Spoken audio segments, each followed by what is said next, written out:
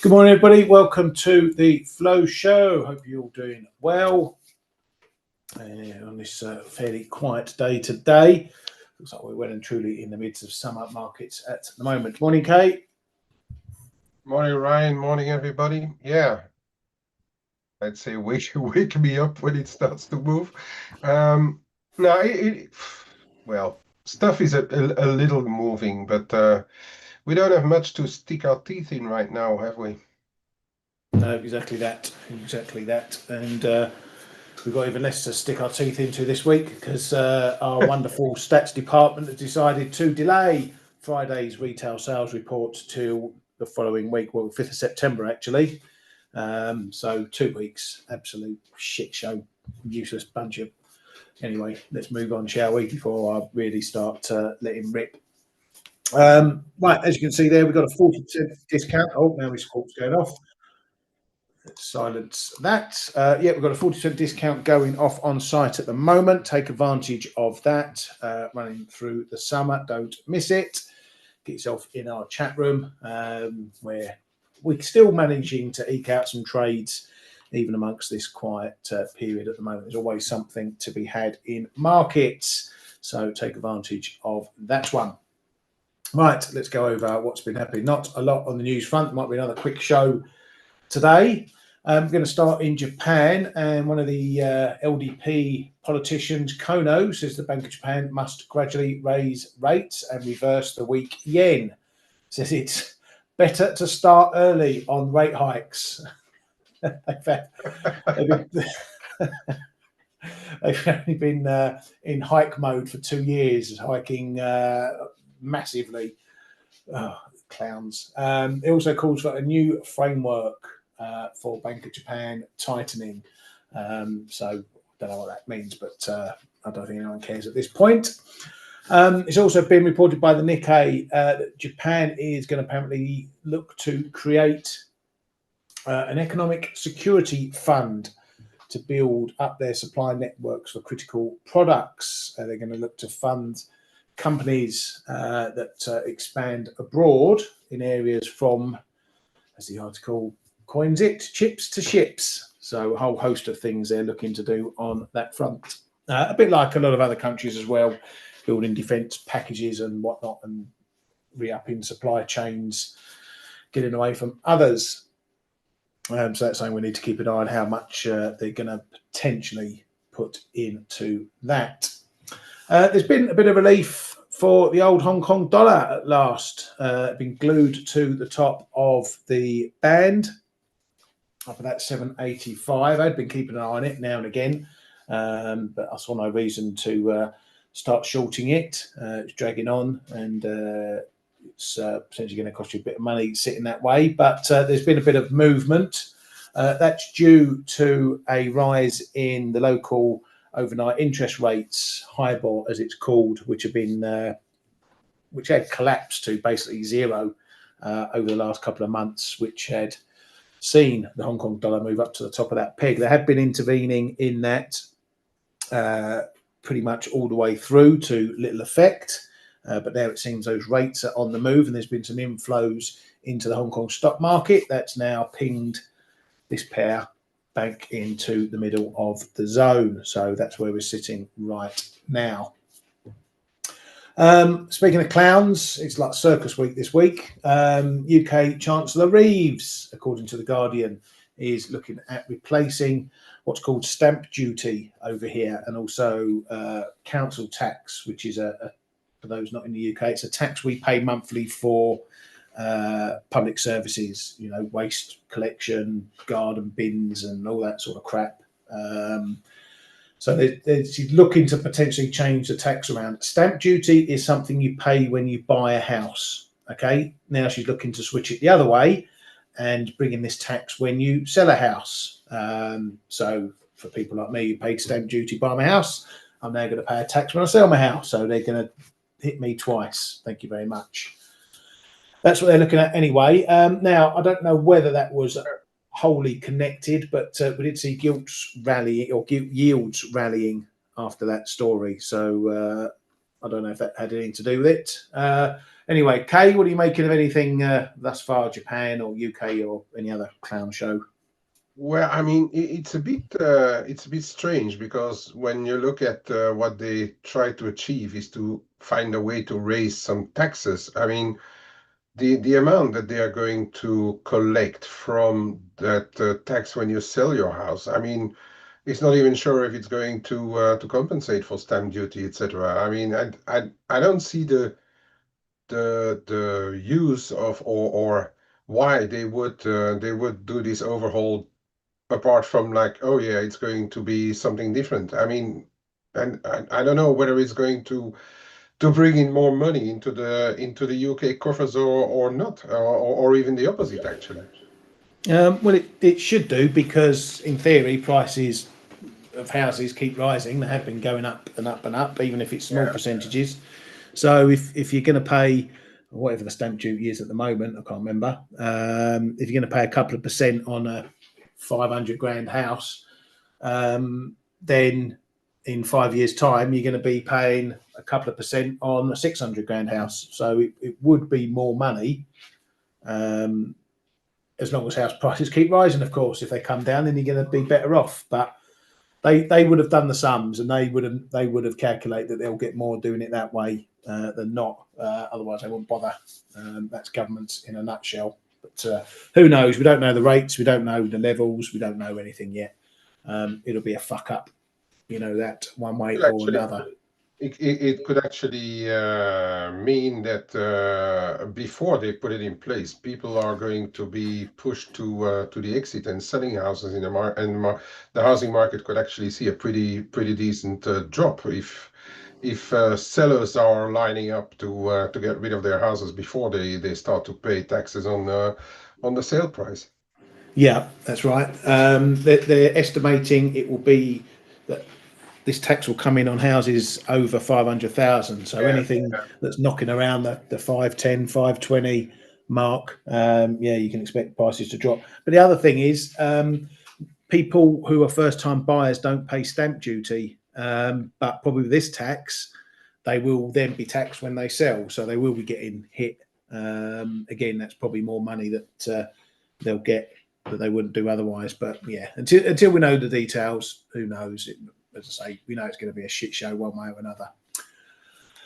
Speaking of housing, we had a bit of data out from the US yesterday, the NAHB Housing Market Index, which came in a little bit softer than expected. Was expected to go up to 34, but it fell to 32.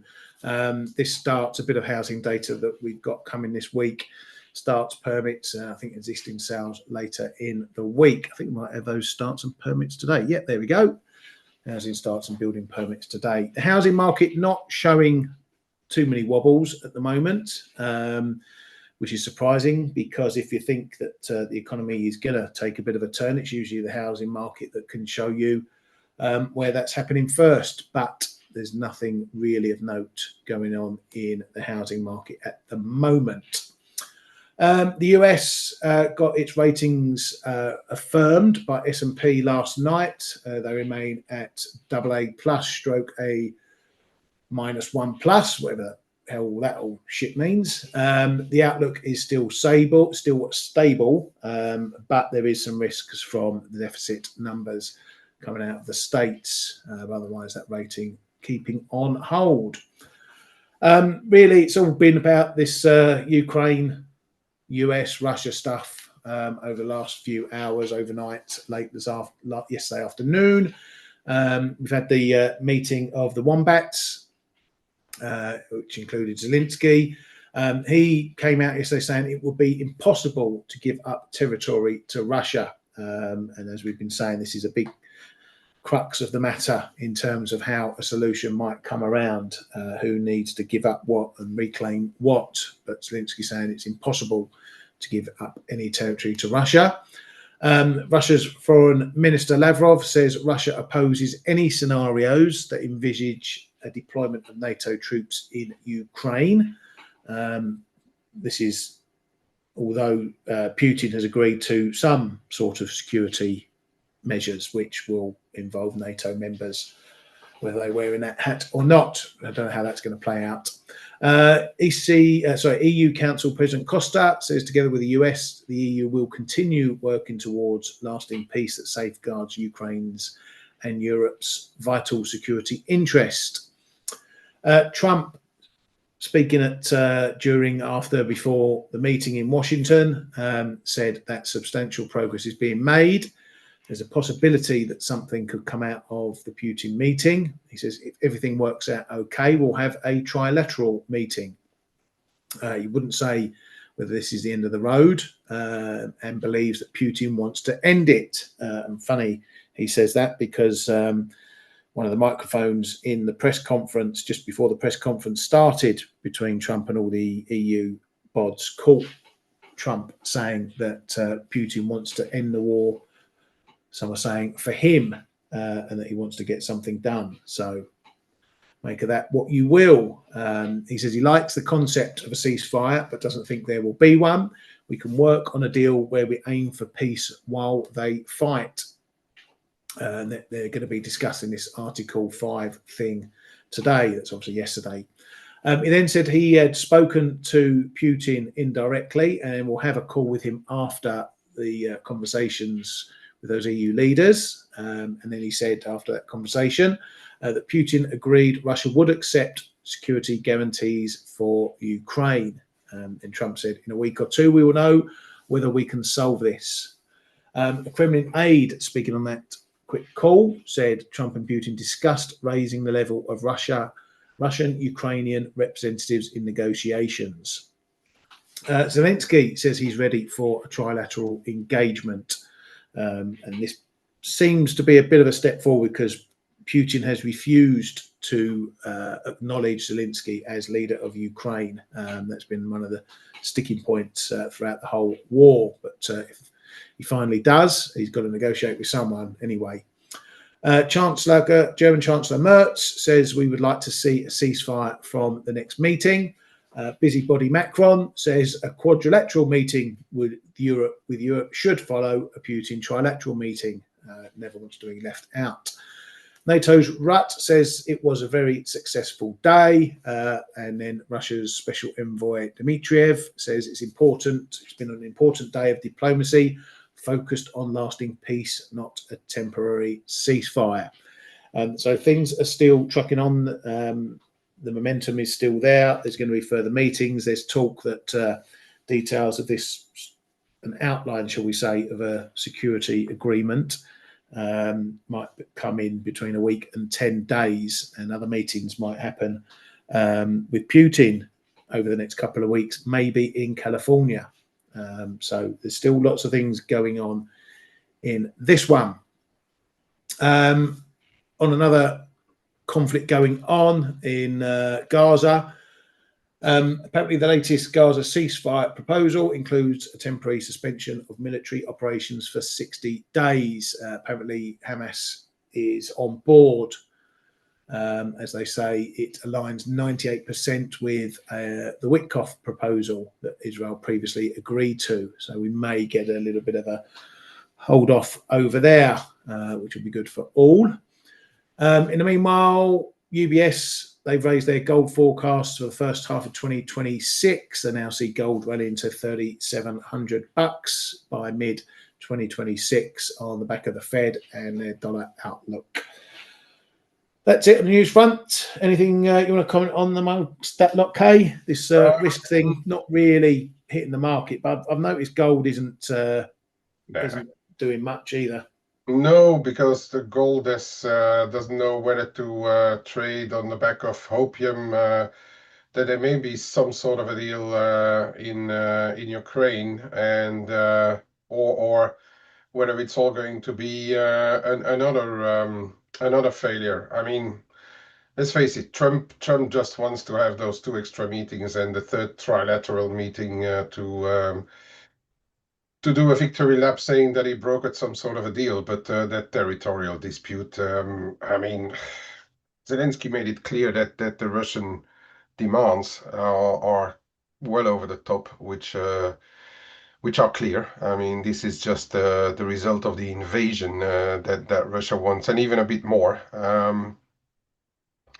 So I'm still not sure that that we are going to get a deal there, which is the one that is perhaps a bit hopeful is that Russia seems to agree that there would be some sort of NATO involvement, as we already spoke about yesterday. But I guess it's another condition that they get their territory. So I'm I still don't see the result. Yeah, it's a positive that everybody's talking. But then Trump saying that Russia wants a deal to Macron. In the meantime, the drones are still flying, and actually both ways, because then there's some Ukrainian sabotage ongoing on oil pipes in Russia as well. So I don't know. We everything is still wide open. On the rest, yeah, not a lot to say. We see what the markets are doing right now, which is very little. So summer lull plus uncertainty plus waiting for Jackson's Hole. So it's yeah, it's all up in the air really. Yeah, very much so.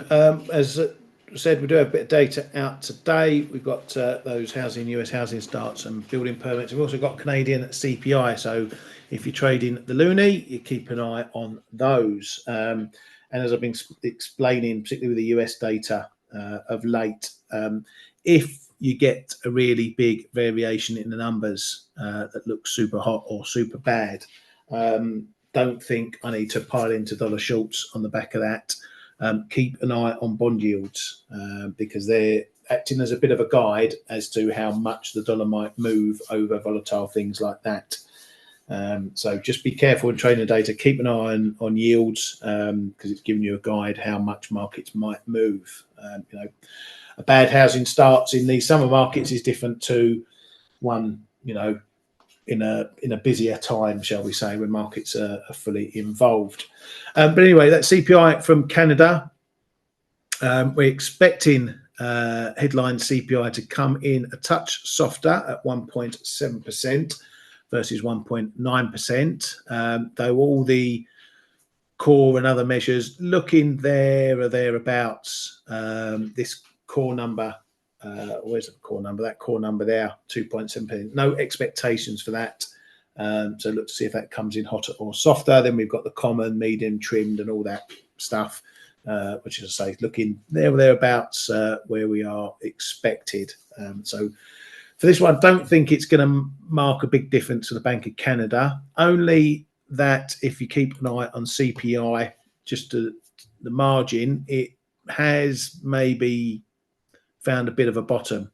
It is expected to drop back to 1.7%. So the risk here, if it comes in unchanged or even higher than expected.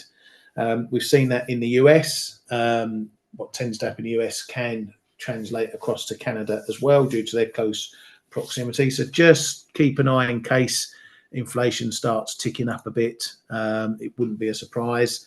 And also some of these numbers as well, if they start ticking up a bit, that just may further keep the Bank of Canada on pause and push them further from further cuts. So that's what we're looking at that's what I'll be looking at from inflation anyway. And then is it overnight? We've got the RBNZ. Is it in the early hours or is it later tomorrow? Oh no, there we go. So early hours of Wednesday, we've got the RBNZ. Keep an eye on that one as well. Expected to cut to 3%, 25 pips to 3%. We've also got these Chinese rates as well coming through. So if you're up that late, keep an eye on that for the RBNZ. Right, let's have a look at what's going on. Already looked at that. I'm not really looking at getting in anything new, except for maybe in the Kiwi. I might stick a little order in this one. I doubt we're going to get there. Let's come into the shorter one. But if the RBNZ do stay pretty dovish, indicate they're willing to continue cutting rather than going on pause, because this rate cut will put them bang in the middle of their neutral rate. We could see a little bit of a sell-off in the Kiwi. If it gets down to this 58.40 level, as I say, I might stick in a couple of orders. 58.50. It's probably a bit of a hope trade. We're probably too far away, but I'd consider that as a bit of a stretch point if we get down there on that one. Another one I'm looking at, Aussie Kiwi, which has come off a little bit. Maybe we're going to move up into 110, or maybe not. Maybe we get a bit of a pullback in this one. And I think any pullback in Aussie Kiwi probably gets bought up pretty swiftly, because this one still looks fairly bullish, at least in the short term. You got any plans for the RBNZ, Not really, Ryan. Since Orr left, I'm still not out of whether or actually, now is this the first RBNZ meeting of the new head? Really officially, it could be that we need to find out exactly what the new bots are doing. But I'm taking a bit of a bet there on Orr because we know he left with he left early. So yeah, I don't know exactly how we will need to read the RBNZ. I'm not planning on doing much really. It's been very very rangy, but underperforming stuff like euro dollar, even the cable into to a certain way. As I said yesterday, the antipodian's been quite underperforming. So yeah, I think on a bit of a dovish, I think you might get your 58.5 actually. Just looking at how underperforming those two have been, Kiwi and the Aussie.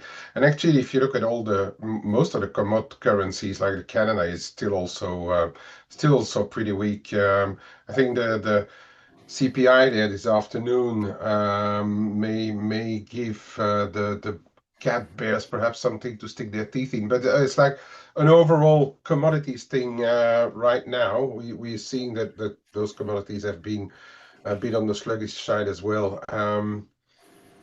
Yeah, so I think you may get your 58.5 if they're dovish enough.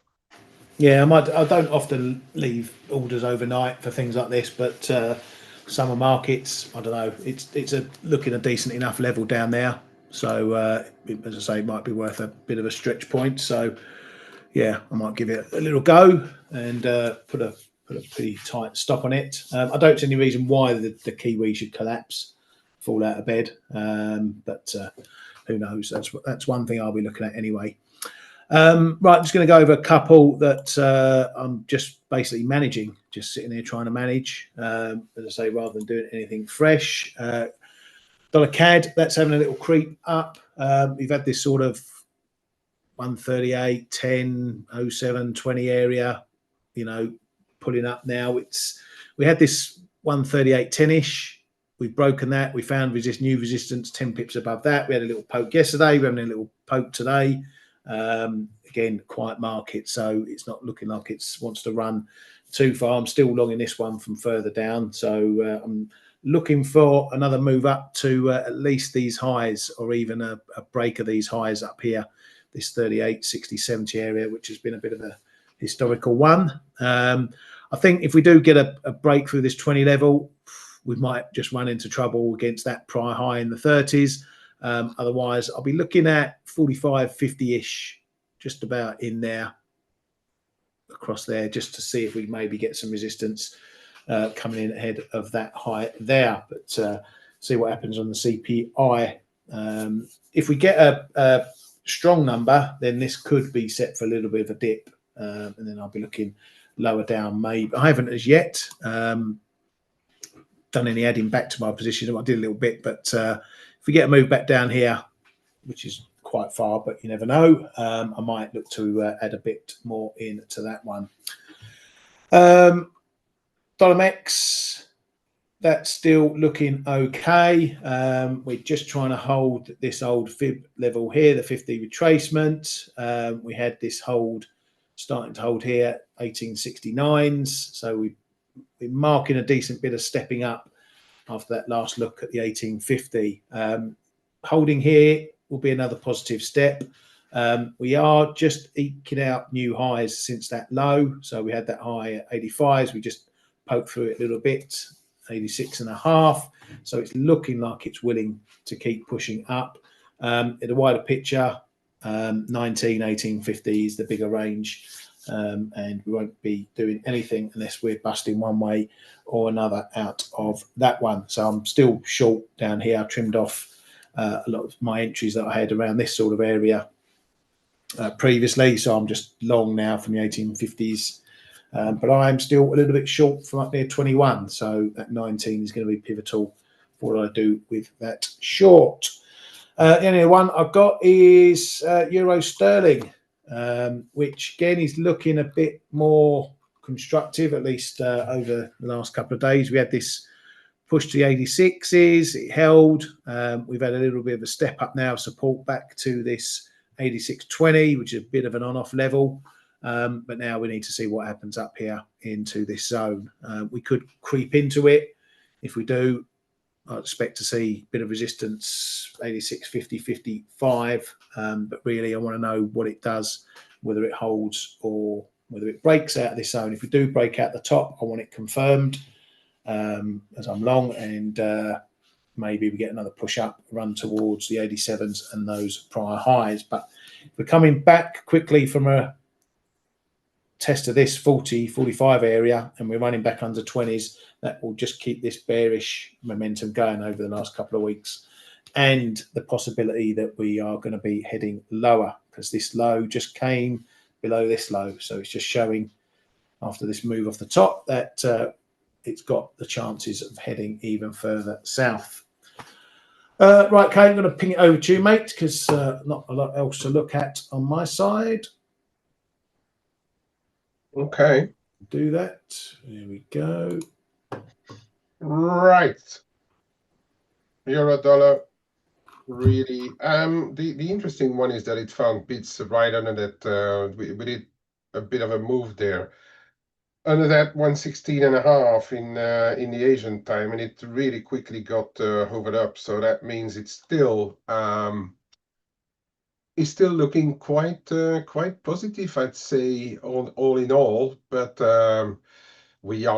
let's face it, we are in ranges waiting for what's to come next, and we may even have to wait until Jackson Hole to really pick up the next direction in the dollar in general, and also in the euro. But I think the euro is held up by some some positive vibes, some hope that Europe is not going to be left alone or left outside of all those discussions surrounding Ukraine as well. We have seen regular demand in most, always be careful what we say, but most of the European crosses. Euro sterling is better bid, euro yen for sure, but euro Aussie, euro Kiwi as well. They're all still pretty bid, and that is helping the euro also to find demand whenever we come down. As I said, this being said, we are in a range 116, 117 and a half ish. And we will trade in between until then. I see, Ali, you're a little bit long. For the time being, it is. Oh, you're long at 80, so that's right here. Yeah, it's possible that we go up to 117, 15, 20, but just because we are finding bids there. But also don't forget that we are in these summer markets. We can have a few flows out of the blue because a corporate or an asset manager needs to do something. So always bear that in mind. But I guess your stop and take profits are relatively reasonable. Moving over to the cable. Interesting is that this is the August move. Is that we held the 23.6 of the August move, which is also the 200 moving average on the hourlies. So that's the support intraday, I would say. If we get back below there, we may see a bit of a move more low into mid lower 134s. But again, do we have any strength to take it one way or the other? Ryan, help me out there on tomorrow's data in the UK. Are those also final ones, or is it like the What, regular CPI or CPI? PPI? Yeah. No, it's fresh. We It's a don't do fresh flash one, yeah? numbers. Okay, so Yeah. tomorrow, early doors in the UK, we will probably have a move in the sterling, all right? So then you look where we are when we enter that level, whether we are that news, whether we are closer to here. If we hang just around that 135, 35, 40, which is really the midpoint of that little range here, then we will have like 40, 50 pips to play with. We can see this prior high here around 90, the high around 95 the other day. We just had a quick overshoot of that high, but then quickly came back. That's really the gateway to 136.5 again. Okay, so uh, really, I mean, in summer markets, it sometimes just goes to the extremes, and then the move just dies out, and we come back to the middle. For as long as we don't break those levels, don't go pushing. I would say we are still in a range there. Interesting one is the yen, and it's interesting. Even though we see this range getting tighter and tighter, we're also seeing bids creeping in higher and higher. It still, despite actually the Japanese yields being higher as well, we know that the US yields are a bit higher, but I mean, it's been really a yo-yo. It does seem still that the market is on the bid side of those yen crosses. If you look at the yen crosses, we're still at 172.5 in euro yen, close to 200 in sterling yen, for instance. They um,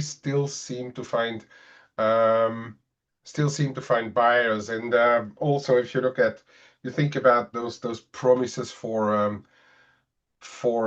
investment that Japan is doing, and not only in the US but a bit here and there. Those shipping companies, etc., chip companies as well. It just seems like flow-wise, we still see some selling interest in yen, which in turn is keeping the dollar yen up as well. So going into Jackson Hole, I wouldn't be surprised that we hang around here.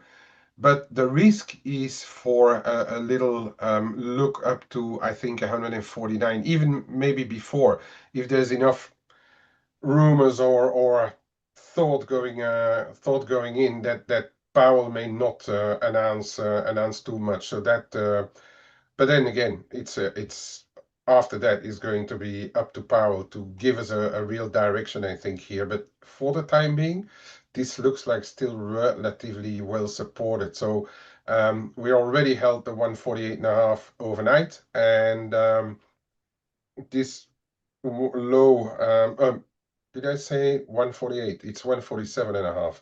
And those low 147s remain a bit untested. But all of that is short term, okay, guys? Don't look for longer term stuff right now if you're not in a position, because we just don't know what's going to happen, whether it is with risk or in Jackson Hole. Okay, so everything here is really short term stuff right now, but longer term, it's a difficult call, really. Longer term, I would say. Um, Yeah, your long Euro Swiss. I've just looked at it. It's disappointing that we couldn't get above this 94.45. This is really gonna have to go sooner rather than later, I think. Otherwise, a move back down below, as you can see here, a little bit of a, what is it, pennant, or a little bit of a flag, or a little bit of a intra move channel, support around 94, 93, 95. If it gets below there, I think the short termers will be disappointed, and we're still in this big range. Okay. If it holds 94, our hope is still there, but this is still a very, very disappointing pair, unless you put it in a bottom drawer and don't look at it for months on end. yeah, I mean, it's not something to get overly excited about. All right. What else am I looking at? A little bit of that dollar rand. We're not going yet, but we're still respecting, sorry, that triple low. We haven't retested it, unfortunately. I was hoping for a retest, but maybe I'm hoping for too much. But on the other hand, those little spikes here, they are stopping right where the prior lows are. So it's not a done thing yet that this dollar rand is going to rally again. We are really going to have to break above 1768 to keep going. Um, I had some. I took it off on the blip, but I'm a bit hesitant right now. I really would like to see either a retest, although as I said, maybe too much of an ask right now. But if it goes through 1768, I think then we can safely say that we are going to move higher again. Contrary to my opinion, let's say, for instance, on the mix, where I'm looking either still to be a bit long mix because of USMCA, the proximity, Mexico not completely going down under, the rand I'm in the opposite. I being part of the BRICS, being part of yeah, what is expected to where the tariffs will remain high. I'm looking rather at the other side in general in the South African rand, okay? But patience is the message there. Um, Gold, silver, absolutely nothing to report. As we said, gold is still waiting for what's going to drive it next. And really, you can trade it. Obviously, everybody is free to trade whatever they want between 33 and a quarter and 33.55 or 33 three quarters. But really, we need to break out of 33 three quarters to get a look back at 34, or start to break below this one here, 33.0510-ish, and then we can see a push lower. For as long as that doesn't happen, to me, we're in a range. Same thing on silver. Range is tough. But we are seemingly building a little bit on that short-term channel that has formed, because we tested it overnight and it held around that 37 three quarters. So that is a bit of a line to hold on to if for those who are trading it more on the short term. I'm trying to look if we get a retest at some point of that 37.40-ish, and to perhaps add to my long-term longs again, but for the time being, I'm just being very patient. What are we talking about in the chat before I give it back to you? Why the dollar is holding foot this week? Yeah, you were asking a question, Ali, but then you give all the answers. Okay, so yes, I mean all of that is true. Powell. FOMC, resilient job market. We have the resilient job market is one where we could start to argue, especially with early September, before the next FOMC, we will have another jobs report. So that is something that we don't know yet, because if we get another weak number, then I think the market will firmly stick its teeth in perhaps a series of cuts coming, because the jobs market is extremely important right now. And for the rest, Yeah, I don't think anyone's talking about 50 basis point cuts for mm, September, Ali. I'm not sure where you're seeing that. well, I mean, if it's a really stinker on the jobs report, the bets are going to be there again, I would say, though. Maybe if we don't get it in the end, but people will start to talk about it again, I guess, because that's just the nature of this market, and the analysts always want to call for the big move, because that's how shall I say, justifying their job basically. Ryan, back over to you, mate. Thanks, mate. Ali, on euro sterling, why am I bearish the pound? Because at the moment I'm very bearish the UK. Again, you're finding the same reasons why the pound's being a bit more resilient than I would like. That's because we've had inflation ramping up as well. We got the latest report tomorrow, which is expected to see inflation going up again. So you got a weakening jobs market, a weakening economy, and hotter inflation, looking pretty similar to what's going on in the US in terms of inflation as well. And yeah, so that's. But I'm looking at this one for a longer term. I'm not in it for a 20, 30 pip in and outs, Ali, like you probably are on your trade. So I'm looking for a quick one on this one. I'm looking for a longer term move on this one. Right, that's that. As I say, keep an eye out for the data later on today in the RBNZ. Last thing, Ali, just on your stop, you are 1 pip above on your euro dollar above the low of the day. That's something you may want to think about. I've actually got a level at, I'll just show it really, really quickly. I've got some time. I've got an old level here at 30 that we've just turned around plenty of times when it's quiet, when nothing much is going on. It's become a support resistance point. But yeah, your current stop is a pip above the day's lows. So just want to maybe think about that, maybe tuck it under by a couple of pips, just in case we have another move down. You don't want to be pinged at the low again that holds and then it bounces your way. So just think about that one. Right, aside from that, have a good day, everybody, and we'll see you all tomorrow.